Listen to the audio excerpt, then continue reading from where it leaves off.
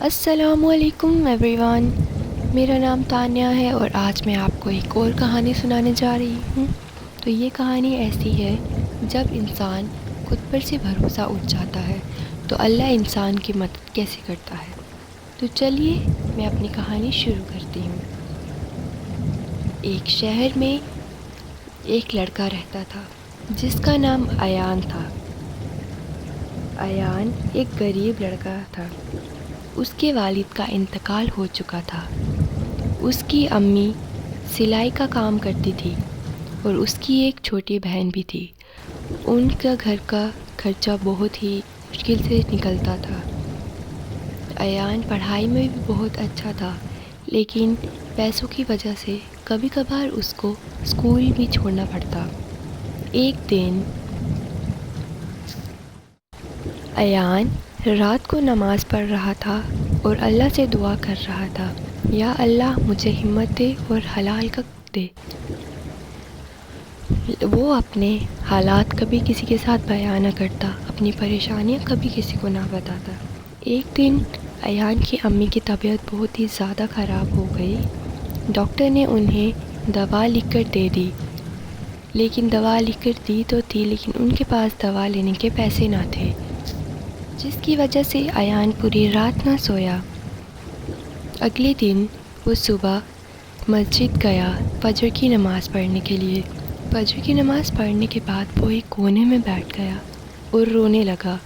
وہ ایسے رو رہا تھا کہ اس کی آواز باہر نہ جائے۔ اس نے اللہ سے دعا کی، یا اللہ میرا صرف تو ہے، تیرے سوا میرا کوئی نہیں، میری مدد کر۔ یہ کہہ کر ایان مسجد سے باہر نکلا۔ نکلتے وقت اس کو راستے میں ایک پرس دکھا۔ وہ پرس دیکھ کر اس کے ہاتھ کانپنے لگے اور اس کے من میں خیال آیا کہ اگر میں ان پیسوں کا استعمال کر لوں تو امی کے دوا آ جائے گی۔ لیکن اسی وقت اس کے دل سے ایک دعا آئی، ایک آواز آئی کہ اگر یہ پیسے تیرے نہیں ہیں تو اللہ کو پسند نہیں ہوگا۔ اسی پل ایان نے وہ پرس اٹھایا اور مسجد کے امام صاحب کو دے دیا۔ امام صاحب نے اسے کہا، بیٹا جس کے ساتھ اللہ ہوتا ہے اللہ اسے کبھی اکیلا نہیں چھوڑتا۔ تھوڑی ہی دیر بعد مسجد میں ایک آدمی آیا۔ وہ رو رہا تھا۔ اس نے کہا کہ میرا پرس گر گیا ہے، اس میں میرے بچے کے آپریشن کے پیسے تھے۔ جب ایان نے وہ پرس اس آدمی کو لوٹا دیا تو اس آدمی نے ایان سے کہا، بیٹا اگر تم چاہو تو ان میں سے کچھ پیسے رکھ سکتے ہو۔ ایان نے سر جھکا کر کہا، اللہ دیکھ رہا ہے۔